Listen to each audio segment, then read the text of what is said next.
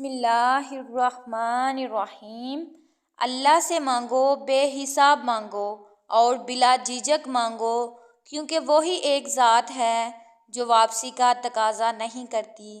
بے شک سبحان اللہ، اللہ کسی کے ساتھ ناانصافی نہیں کرتا، وہ بس آزماتا ہے اور صبر کرنے والوں کو میٹھا پھل ملتا ہے۔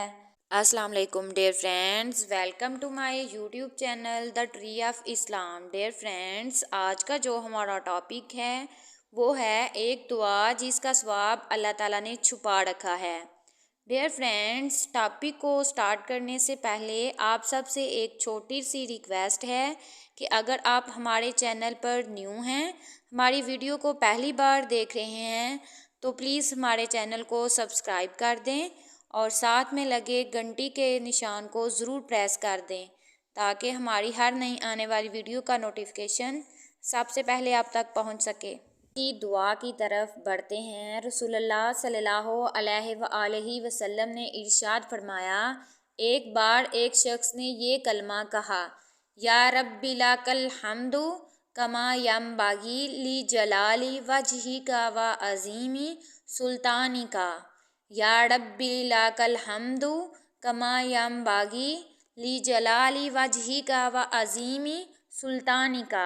ایک بار پھر پڑھ لیتے ہیں، یا رب لک الحمد کما ینبغی لجلال وجہک وعظیم سلطانک۔ اس شخص کا یہ کلمہ سن کر فرشتے گھبرا گئے کہ اس کا کتنا اجر و ثواب لکھیں۔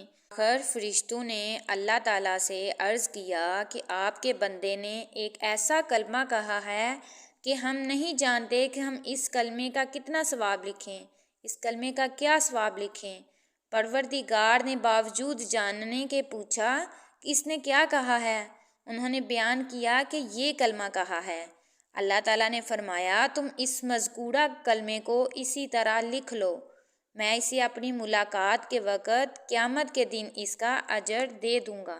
سبحان اللہ۔ میں ہماری اللہ پاک سے دعا ہے کہ اے رب العالمین، بے شک زمین و آسمان میں تیری بادشاہت ہے، اپنے حبیب کریم صلی اللہ علیہ وآلہ وسلم کے صدقے ہماری پریشانیاں دور فرما، ہمیں آسانیاں عطا فرما، ہمارے حال پہ رحم فرما، آمین یا رب العالمین۔